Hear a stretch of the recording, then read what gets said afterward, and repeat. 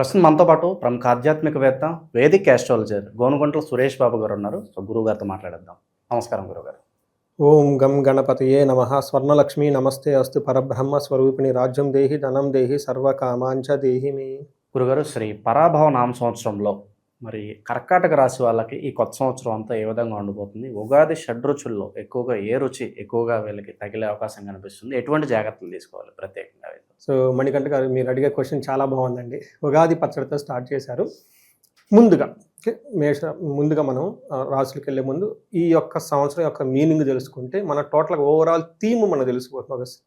ఒక థీమ్, మన మూవీలో థీమ్ మనం చూసుకుంటాము. అదేంటి, ఫిక్షనా లేకుంటే రకరకాలు వస్తున్నాయి కదండి, లేదంటే ఓల్డ్ రాజులకు సంబంధించిన మూవీనా, లేదంటే ఫ్యామిలీ ఓరియంటెడ్ థీమ్ తెలుసుకుంటే మనకి కొంచెం గెస్ పెరుగుతుంది అనమాట. ఫస్ట్ ఈ సంవత్సరాన్ని యొక్క పేరు శ్రీ పరాభావన సంవత్సరం అని పెట్టారు. పరాభవం అంటే మనందరికీ తెలుసు, ఇది కొంచెం పాత మాట. ఇప్పుడున్న వాడికి లాంగ్వేజ్లో చూసుకుంటే అపజయము, అవమానము, అధికార నాశనం అనుకోవాలి, అధికార పతనం, అహంకారం అని చెప్తూ ఉంటారు. మీనింగ్ అంటే పరా అంటే దూరంగా ఉండటం, అభావం, భావం అంటే ఇన్సెక్యూర్గా ఫీల్ అయిపోవటం. అంటే ఈ సంవత్సరం అంతా జనాలు ఎలా ఉండాలంటే మనకి ఇన్ఫీరియారిటీ కాంప్లెక్స్కి దూరంగా ఉండాలి, అభావానికి దూరంగా ఉండాలి, పిరికితనానికి దూరంగా ఉండాలి అని మనకు చెప్తూ ఉంటారు. మనం ఎప్పుడు అభావంగా ఫీల్ అవుతాము, ఎప్పుడు ఇన్సెక్యూర్గా ఫీల్ అవుతాం, ఎప్పుడైతే మనం గిల్టీ పనులు చేస్తూ ఉంటామో, ధర్మానికి వ్యతిరేకంగా వెళ్తూ ఉంటామో, అప్పుడు మనకు తెలవకుండానే మనకి ఇన్ఫీరియారిటీ పెరుగుతూ ఉంటుంది. ఇన్ కేస్ అలాంటి సిచ్యువేషన్లో మనకు తెలుసో తెలవకుండా ఉంటే అది ఒక స్కామ్ లాగా, లేకుంటే ఒక గిల్టీ లాగా బయటికి ఎక్స్పోజ్ అయిపోతుంది. తద్వారా మనలో ఉన్న అపజయం కలుగుతుంది, అహంకారం పోతుంది, తర్వాత మనం ఏమనుకున్న అవమానం, పతనం స్టార్ట్ అవుతుంది. అందుకని ఈ సంవత్సరంలో చాలా జాగ్రత్తగా ఉండాలి. సో మనకి కర్కాటక రాశి వాళ్ళందరికీ శ్రీ పరాభావన సంవత్సరంలో అష్టైశ్వర్యాలు కలగాలి, భోగం ఉండాలి, భాగ్యం ఉండాలి. వీళ్ళు అనుకున్న ప్రతి కార్యక్రమము విజయంగా నెరవేర్చుకొని చక్కగా ముందుకు దూసుకొని పోవాలని చెప్పేసి మనం కోరుకుందామండి. సో వీళ్ళకి శీఘ్రంగా ఉన్నతి రావాలి, పదోన్నతి రావాలి అని చెప్పేసి మనం కోరుకుందాం. కర్కాటక రాశి కనుక చూసుకుంటే ఒక తటస్థంగా ఉంది, తటస్థంగా చక్కగా వెళ్ళిపోతూ ఉంటుంది. ఖచ్చిత్ సుఖం ఖచ్చిత్ దుఃఖం అని చెప్పేసి కభీ ఖుషి కభీ గమ్ అంటారు. హిందీ ఒక పాపులర్ మూవీ ఉన్నట్లు కొన్నిసార్లు చాలా ఉత్సాహంగా హ్యాపీగా ఉంటారు, కొన్నిసార్లు డౌన్గా ఉంటారు. బట్ ఓవరాల్గా ఒక నార్మల్గా వెళ్ళిపోతుంది. పెద్ద పెద్ద సినిమాల్లో ఉన్న చేజింగ్లు అవి ఇవి ఏమీ ఉండవు, నార్మల్గా వెళ్ళిపోతూ ఉంటుంది. అంటే ఏ గ్రహం కూడా వీళ్ళకి పెద్దగా బాధ పెట్టే పొజిషన్లో లేదు. అలా అని మిక్స్డ్గా ఉంది ప్రతి గ్రహం కూడా, కొంత బాగా కొంత అటు ఇటుగా ఉంది. కాబట్టి కొంచెం వీళ్ళు ప్లానెడ్గా వెళ్తే ఏరు బాగుంటుంది. ఈ కర్కాటక రాశి వాళ్ళకి నేను చెప్పే ఒక అడ్వైస్, ఈ యొక్క రాశి స్థితులను బట్టి చూస్తే ప్రాపర్ ప్లానింగ్ ఒక్కటి ఉంటే సరిపోతుంది. ఒక్క రహస్యం ఏంటంటే ప్లానింగ్, అది ఒక్కటి ఉంటే అంతా వీళ్ళకి కరెక్ట్గా ఈ టోటల్ 2026 పర్ఫెక్ట్గా వెళ్ళిపోతారు. ఎక్కడ కూడా పెద్ద పెద్ద ఇబ్బందులు పెట్టే పరిస్థితి అయితే లేదు. అలా అని ఈజీగా కూడా పని ముందుకు చూసుకుని పోయే పని లేదు. కొంచెం ఆలోచించుకొని క్యాలిక్యులేటెడ్గా చదరంగం వాడుతున్నట్టు అన్ని ప్రతి మూమెంట్ని కేర్ఫుల్గా తీసుకుంటే అద్భుతంగా ఉంటుంది. ఇంకొక అదృష్టం ఏమంటే గురువు వీళ్ళు 12వ స్థానంలో ఉన్న విపరీతంగా వ్యయం ఖర్చు చేయాలన్నా కానీ విపరీత వేద కాన్సెప్ట్తో గురువు ఫస్ట్ 6 months ఎలాంటి ఏమంటారు ఇబ్బంది పెట్టట్లేదు. అది మెయిన్ వీళ్ళకి అడ్వాంటేజ్. అంటే ఏదైతే గ్రహం ఇబ్బంది పెట్టాలి అనుకుంటుందో ఆ గ్రహం వీళ్ళకి ఇబ్బంది పెట్టకుండా ఒక నార్మల్గా చక్కగా తటస్థంగా తీసుకెళ్ళిపోయే ఇయర్ వీళ్ళకి అని చెప్పుకోవచ్చు. మనకి శని వల్ల ఏమవుతుందంటే 9వ స్థానంలో ఉండటంతో నార్మల్గా ఉంటుంది.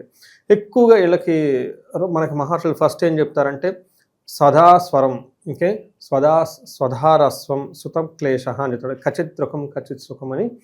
కొన్నిసార్లు కొంచెం హ్యాపీగా, కొన్నిసార్లు కొంచెం దుఃఖమయంగా, అప్స్ అండ్ డౌన్స్ ఎక్కువగా ఉంటారు. తర్వాత అంతే తప్ప పెద్ద విషయం ఏమనదు. భార్యకు సంబంధించిన వ్యవహారాల్లో, పుత్రులకు సంబంధించిన వ్యవహారాల్లో అనవసరమైన టెన్షన్లు ఉంటాయి. ఒక్కటి విషయం పక్కన పెట్టుకుంటే వీళ్ళకి 11వ స్థానంలో శని చుట్టం వల్ల మ్యాక్సిమం లైఫ్ అనేది ఫుల్ ప్రాఫిటబుల్గా ఉంటుంది, ఫుల్ సాటిస్ఫాక్షన్ ఉంటుంది. రెండోది శని, అదే చూపట్ల శని మిక్స్డ్ రిజల్ట్. ప్రతి గ్రహం కొన్ని ఛాలెంజెస్, కొన్ని అదృష్టాన్ని తీసుకొస్తున్నాయి. ఛాలెంజెస్ ఏంటి? మనం భార్య గురించి, పుత్రుల గురించి ఇబ్బంది అయితే వచ్చే ఉండొచ్చు. కొన్నిసార్లు సుఖంగా, కొన్నిసార్లు సంతోషంగా, హ్యాపీగా ఉండొచ్చు, ఇబ్బందులు పడుతుంది. బట్ పాజిటివ్ సైడ్ ఏంటంటే వీళ్ళకి ఫుల్ మ్యాక్సిమం కంఫర్ట్ ఉంటుంది, మ్యాక్సిమం సాటిస్ఫాక్షన్ ఉంటారు. శత్రువులు అనేవాళ్ళు వీళ్ళని ఏమీ చేయలేరు. తర్వాత గెయిన్ ఆఫ్ మనీ, ధనం ఏదో ఒక విధంగా సంపాదించుకుంటారు. చూడండి ఎక్కడన్నా ఎంత బాగుంది శని, అంటే తటస్థంగా నార్మల్గా ఉంది.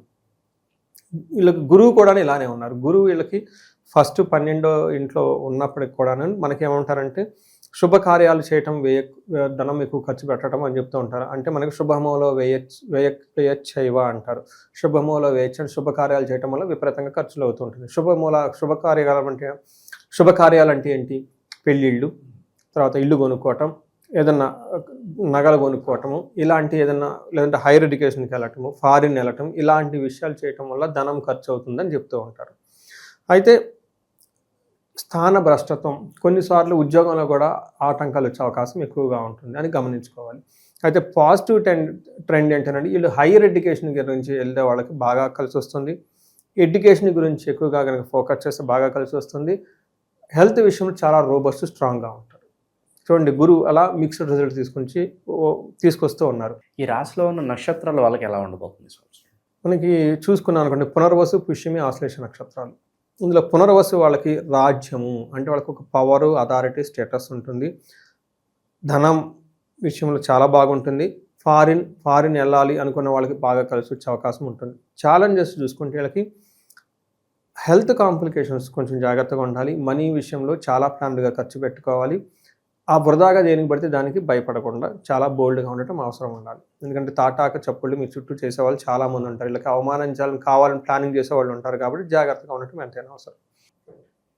పుష్యమి నక్షత్రం వాళ్ళకి రాజ సమాన సౌఖ్యము, రాజ్యము, ఓకే, పట్టాభిషేకం. ఈ నక్షత్రం వాళ్ళకి మంచి జరగబోతుందండి. ఎందుకంటే గురువుడు ఈ నక్షత్రంలో ఉచ్చస్థానానికి వెళ్తాడు. అది రాబోతోంది వీళ్ళకి. ఎప్పుడైతే ఈ నక్షత్రానికి వెళ్ళిపోయాడో వాళ్ళకి రాజ సమాన సౌఖ్యము, పట్టాభిషేకము, రాజ్యము, కొత్తగా ఒక ప్రమోషన్స్, ఆపర్చునిటీస్ వచ్చే వాళ్ళకి పుష్యమి నక్షత్రం వాళ్ళకి చాలా బాగుంటుందండి. ఒక విషయం జాగ్రత్తగా ఉండాలి, ధనం విషయంలో జాగ్రత్తగా ఉండాలి. రెండోది మార్చి వరకు కొంచెం జాగ్రత్తగా ఉండాలి. ఆ తర్వాత అంతా బాగుంటుంది. పుష్యమి నక్షత్రం వాళ్ళు నక్క తోకం దొక్కినట్టు రాసి పెట్టుకోండి. ఆశ్లేష నక్షత్రం వాళ్ళకి అగైన్ వీళ్ళకి కూడా చాలా బాగుంది. వీళ్ళకి ధనవృద్ధి బాగుంది, రాజసమాన సౌఖ్యం ఉంటుంది, రాజ్యలాభం ఉంటుంది, పట్టాభిషేకం ఉంటుంది. అద్భుతంగా ఉన్న నక్షత్రాలు ఏదంటే ఆశ్లేష నక్షత్రం వాళ్ళని చెప్పుకోవాలి. ఇది సర్ప నక్షత్రం.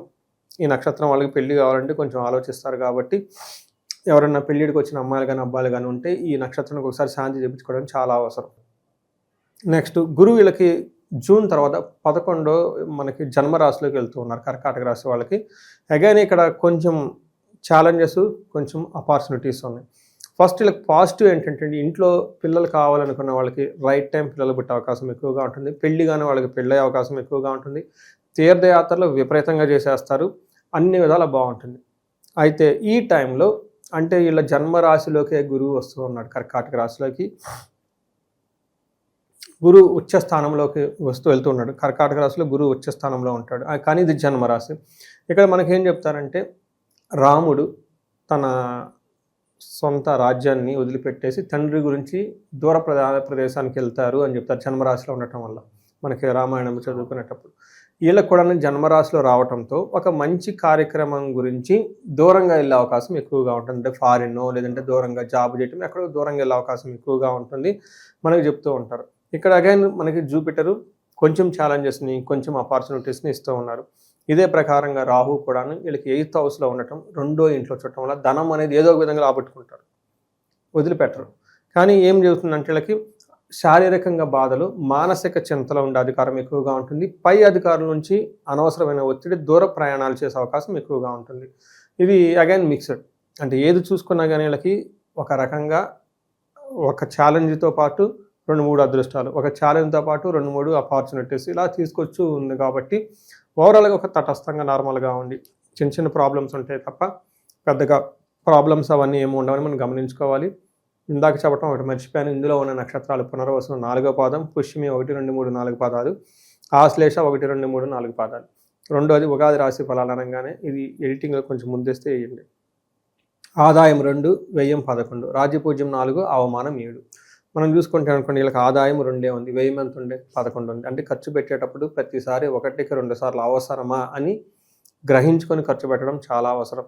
డబ్బు మనం ₹1 ఖర్చు పెడితే ధనలక్ష్మి హ్యాపీగా ఫీల్ అయిపోయి ఆమె మళ్ళీ తిరిగి మన ఇంటికి 10 రెట్లు హ్యాపీగా వచ్చే విధంగా మనం ఖర్చు పెట్టాలంట. అదే ధనం మనం ఖర్చు పెడితే లక్ష్మీదేవి కోపం వచ్చేసి వేస్ట్ పనులకు నన్ను వాడేసారు, ఇంట్లోంచి బయటికి పంపించారని అవమానం వచ్చి ఆడపిల్లలాగా వెళ్ళిపోతుంది, తిరిగి రాదంట. అలా మనం జాగ్రత్తగా ఖర్చు పెట్టుకోవాలి. అలానే రాజ్యపూజ్యం, అవమానం వీళ్ళకి ఏమవుతుంది, మంచిగా అప్రిషియేట్ చేసే వాళ్ళు నలుగురే ఉంటారు, అవమానించే వాళ్ళు 7 ఉంటారంట. అందుకని చెప్పేసి అవమానించే వాళ్ళ దగ్గరికి అసలు మనం ఎందుకు పోవాలి, అంత అవకాశం మనకి ఎందుకు ఇవ్వాలి, అనవసరం వాటిని కట్ చేయడం కూడా చాలా నేర్చుకోవాలి. ఈ 2 కనుక చేసుకుంటే కర్కాటక రాశి వాళ్ళకి చాలా బాగుంది. ఈ సంవత్సరాన్ని గమనించుకోవాలి. బట్ ఓవరాల్గా వీళ్ళకి ఒక లెవెల్ బ్యాలెన్స్డ్గా వెళ్తూ ఉంటారు. పెద్ద పెద్ద చేంజెస్ అయితే ఏముండదు. ఇక విశేషంగా ఈ సంవత్సరం వీళ్ళకి బాగా కలిసి రావాలంటే ఎటువంటి పరిహారాలు చేసుకుంటే బాగుంటుంది? మనం పరిహారాలు చూసుకుంటే వీళ్ళకి నవగ్రహాల చుట్టూ ఎక్కువగా తిరుగుతూ ఉండాలి. ఎందుకంటే అన్ని గ్రహం మిక్స్డ్గా ఉంది కాబట్టి. అలానే ఏ గ్రహం కూడా ఇబ్బంది పెట్టదు. అలానే అన్ని గ్రహాలు స్మూత్గా కూడా రిజల్ట్ ఇవ్వట్లేదు. నవగ్రహాల చుట్టూ ఎక్కువగా తిరుగుతూ ఉండాలి. కుంభకోణ నవగ్రహ టెంపుల్స్ని బాగా ఎక్కువగా తిరుగుతూ ఉంటే చాలా కలిసి వస్తుంది. ఎందుకంటే అక్కడ నవగ్రహాలకు సంబంధించి అన్ని గ్రహాలు ఉంటూ ఉంటాయి. వీటితో పాటు వీళ్ళకి గురువు మనకి 12 నుంచి 1 రావడంతో కొంచెం గురువుకి సంబంధించిన గ్రహాలకు శాంతులు ఎక్కువ చేసుకుంటూ ఉండాలి. గుంటూరు దగ్గర లేదంటే చిలకలూరుపేట దగ్గర, నర్సరాపేట దగ్గర కోటప్పకొండ అని ఉంటుంది. అక్కడ సామూహికంగా గురువుకి సంబంధించిన హోమాలు చేస్తూ ఉంటారు. దేవాలయం వాళ్ళే తీసుకుంటారు. చాలా తక్కువలో బాగా చేస్తుంటారు. నేను చాలామందికి గురువు సరిగా లేని వాళ్ళకి అక్కడికి పంపిస్తూ ఉంటాను. నేను చాలా మంచి రిజల్ట్ వస్తుంది. చక్కగా అక్కడ వీలైతే కొంచెం స్టే చేసినా కానీ కొంచెం మెడిటేషన్ అవన్నీ చేసుకుంటే చాలా బాగుంటుంది. వీటితో పాటు వీళ్ళకి రాహుకి సంబంధించి కనకదుర్గమ్మని, విజయవాడ కనకదుర్గమ్మని బాగా ఎక్కువ దర్శనం చేసుకుంటూ ఉంటే చాలా బాగుంటుంది. రాహు గ్రహం అనుకూలంగా ఉంటుంది. రాహుకేతులు పూజ శ్రీకాళహస్తిలో చేయించుకున్న చాలా బాగుంటుంది. ఇలా అన్ని గ్రహాలు అన్నీ చక్కగా ఉన్నాయి కాబట్టి ఇంతవరకు ఈ పరిహారాలు చేసుకుంటే బాగుంటుంది. ఇది ఏంటంటే మనకి గోచార రీత్యా. ఇండివిజువల్గా వాళ్ళు ఏదైనా కనుక ప్రాబ్లమ్స్ ఫేస్ చేస్తూ ఉంటే ఆ యొక్క సమస్యతో మనం ఒకసారి జాతక చక్రం చూసుకొని భార్యాభర్తలు అన్యోన్యంగా ఉండటానికి అన్యోన్య దాంపత్య పాశుపత అభిషేకం, ధనానికి ఇబ్బంది పడిపోతూ ఉంటే, ఎందుకంటే ధనం విపరీతంగా ఖర్చు అయ్యే అవకాశం ఎక్కువగా ఉంటుంది. ఎక్కువ ఖర్చు అవ్వాలంటే సోర్సెస్ ఆఫ్ ఇన్కమ్ కూడా ఉండాలి కదా. కొత్త సోర్సెస్ ఇన్కమ్ రావడానికి స్వర్ణలక్ష్మి విశేష హోమం చేయించుకోవటం, శత్రువుల బాధలు ఎక్కువగా ఉంటే చండీ హోమం, చండీ పారాయణం చేయించుకోవడం చాలా చాలా కలిసి వస్తుంది. ఎందుకంటే అష్టమంలో రాహు ఉన్నారు కాబట్టి కొంచెం రీసెర్చ్ ఓరియంటెడ్ థాట్స్ని, అనవసరమైన వాటిని ఎక్కువగా టైం స్పెండ్ చేస్తూ ఉంటారు అన్నమాట. వేస్ట్ అయిన పనులు ఎక్కువ చేస్తూ ఉంటారు. వాటి నుంచి కంట్రోల్ రావడానికి ఇవన్నీ చేసుకుంటే చాలా బాగుంటుంది. బట్ ఒకటి మాత్రం గుర్తుపెట్టుకోండి, రాసి వాళ్ళు ప్రతి సమస్యకి సొల్యూషన్ ఉంటుంది.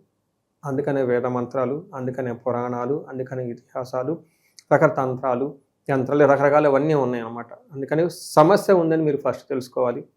ఎందుకు ఆ సమస్య వచ్చింది, దానికి రూట్ కాజ్ ఏంటి, తర్వాత ఏది చేస్తే పోతుంది అని సరైన ప్రొసీజర్లో సరైన విధానంలో చేస్తే ఆ బ్లాక్స్ అవన్నీ పోతూ ఉంటాయి. ఆ తర్వాత లైఫ్ అనేది 10 రెట్లు ముందుకెళ్ళే అవకాశం చాలా ఎక్కువగా ఉంటుంది.